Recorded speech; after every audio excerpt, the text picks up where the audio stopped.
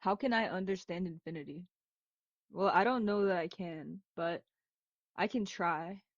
Something I really like about calculus is it introduced me to working with infinity. In calculus, we look at the properties of infinity. We look at its behaviors. We explore how it interacts with different operators and how it behaves in different functions. Before we get started, we need to address something. There is both negative infinity and positive infinity. We learn about positive numbers first, so let's start with positive infinity. Positive infinity is every number on a number line that comes after zero. So everything after zero, that's going to be positive infinity. It's going to be the positive infinite direction. As for negative infinity, well, we can draw our same number line. Negative infinity is going to be starting at zero and moving in the negative direction. And it continues on forever. Infinity does not have an ending point. Just like how numbers never end, infinity is a representation of that. And then you can think about the negative or the positive sign as like a direction. If it's positive, it's going in the positive direction. It's going in the right direction on the number line. If it's negative, it's going in the negative direction. It's going in the left direction on the number line. Now in calculus, there are things like limits to infinity. There are summations to infinity. Integrals to infinity called improper integrals if you have, say, I don't know, a to infinity of some function. And so yeah, so you work with infinity. These can serve as some examples. But when it comes to working with such examples, you find yourself evaluating functions at infinity. And there are properties about infinity and the way that it interacts with different operators and numbers and different functions in general that are extremely interesting, and I think that they're worth exploring. Well, there are times that infinity will go to zero. There are times when infinity's presence within a rational expression results in the expression going to zero. If we let C represent some arbitrary constant, 1, 2, 3, 4, 5, and we put that number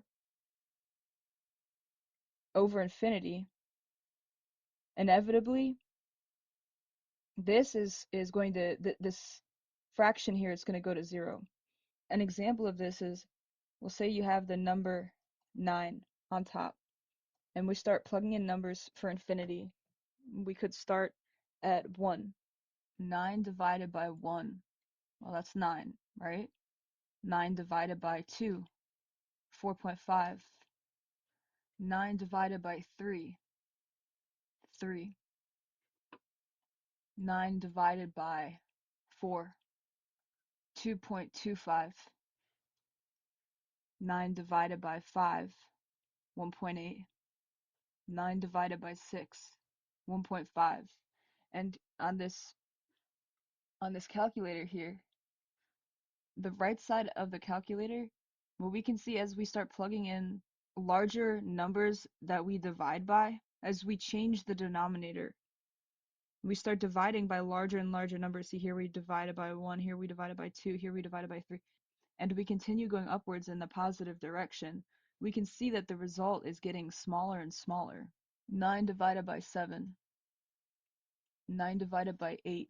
These numbers are getting smaller and smaller and smaller. So as we continue to work our way up the number line and we divide 9 by larger and larger numbers, the results are going to get smaller and smaller and smaller, and thus 9 divided by infinity is 0. Or what if we have a rational expression 1 divided by Euler's number? And what if we raise the exponential Euler's number to infinity? An exponential denominator being raised to infinity. Maybe a better way to write this is as follows. If I have the limit as n approaches infinity, and we have 1 over the exponential, and the exponential is raised to the power of n, we're going to find that this too is also going to go to 0. An exponential denominator, e raised to the power of n, plugging in infinity for that, it's going to grow faster than any power. And then if we divide 1 by that, or any number really, we'll find that it approaches 0. Okay, what if we have the limit as n approaches infinity for, we'll have an n in the numerator, and we can have some constant in the exponential place. Well, and then we'll have Euler's number raised to the power of n in the denominator. And we plug in infinity into this expression, we'll find that this also goes to 0.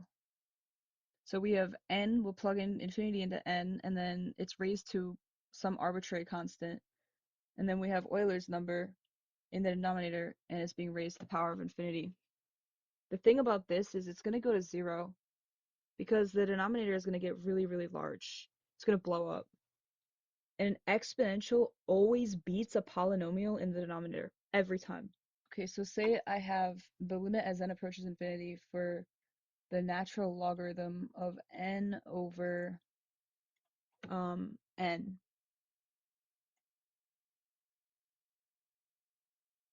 Well, we'll find that this also will go to 0. The logarithm grows slower than a linear, so it disappears in the ratio. So these are instances where infinity is going to go to 0. Now, there are instances where infinity is just going to stay as infinity. A case where infinity is going to stay as infinity is, let's say we have infinity plus an arbitrary constant. Infinity plus an arbitrary constant, well, that's just going to be infinity. As an example, say that we have infinity plus 100. Well, that's going to stay as infinity because the thing is like 100 is extremely small in comparison to infinity. Infinity goes on forever. All right, it just goes on forever. If you add 100 to something that goes, I mean, we're talking like it goes past a trillion. It's infinity. It goes past Google. Like it's huge, right? Um, well, in juxtaposition with the number 100, I mean, 100 is minuscule. It's microscopic. It's extremely small. And so in this case, we'll say that infinity plus 100, it's infinity. Also, you're adding 100 to something that's already infinite. So adding a constant to infinity changes absolutely nothing. Okay. What about if we have infinity times a constant? If we have infinity times a constant, that's going to be infinity. But there's a constraint here. In this case, the constant needs to be greater than 0. If we multiply, like, say, I don't know, 9 by infinity, the answer is still going to be infinity. Now, if you multiply anything by 0, the answer is 0. So that's why the constant needs to be greater than 0. Scaling infinity stays infinite. Anything times infinity equals infinity. Infinity times infinity, that's going to also be infinity. And of course, this makes sense. We're doing infinity times itself. What about if we do the limit as n approaches infinity? I'll be fancy here. I'll add some brackets. For Euler's number raised to n. You're plugging in numbers to infinity. So we're evaluating Euler's number as n approaches infinity. This is exponential growth, and well, this is going to equal infinity.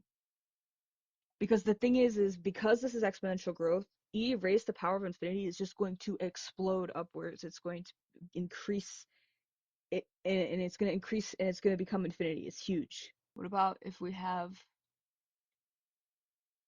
the limit as n approaches infinity for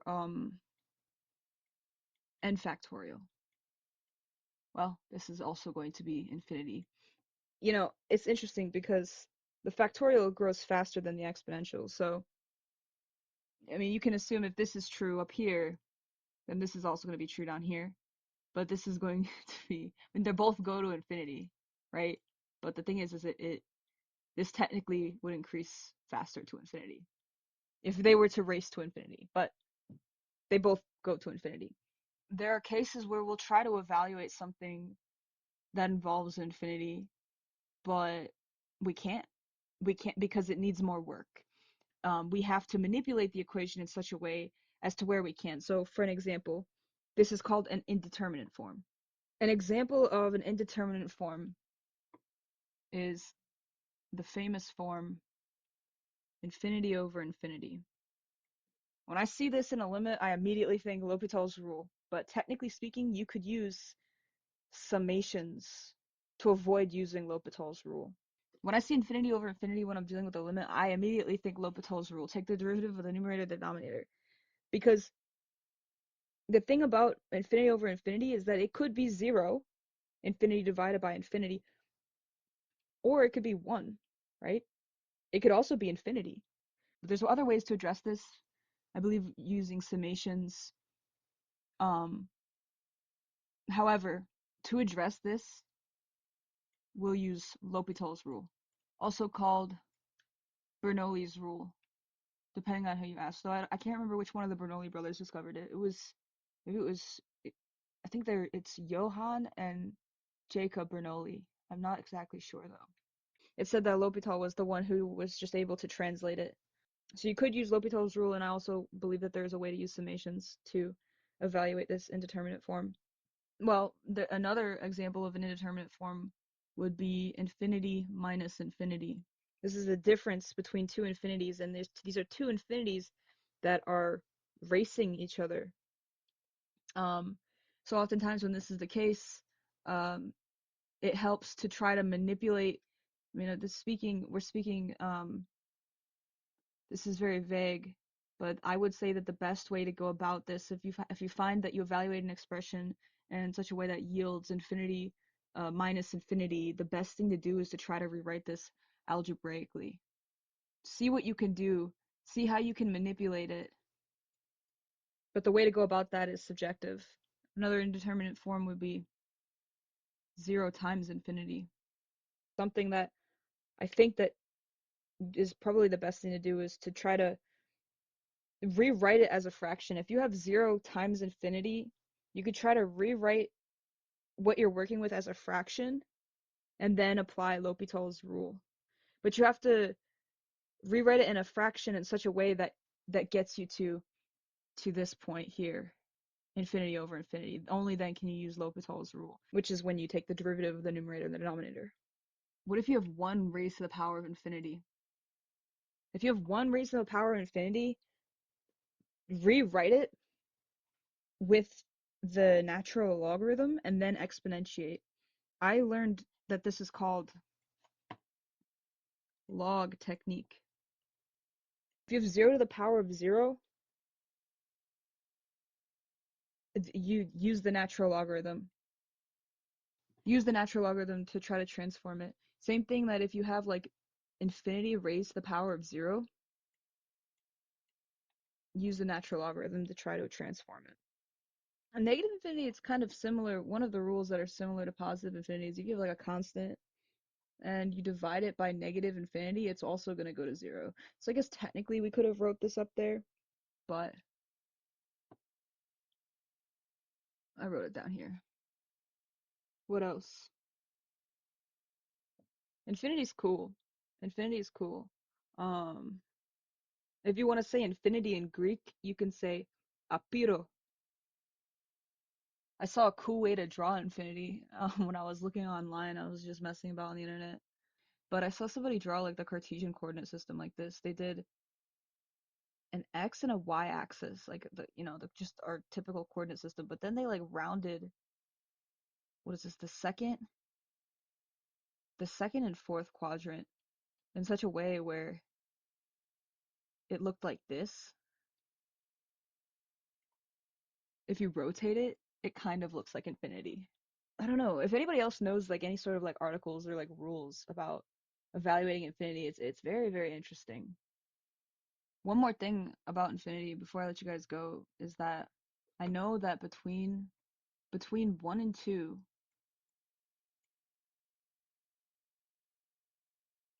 x can equal 1.1, 1.2, it can equal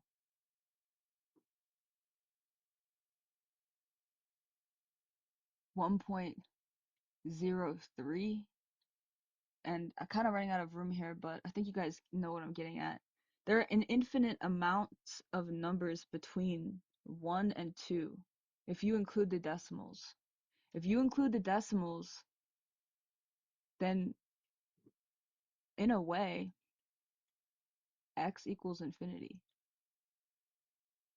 Well, 1 point infinity. Anyway, that's all I got for today. Good night and good luck.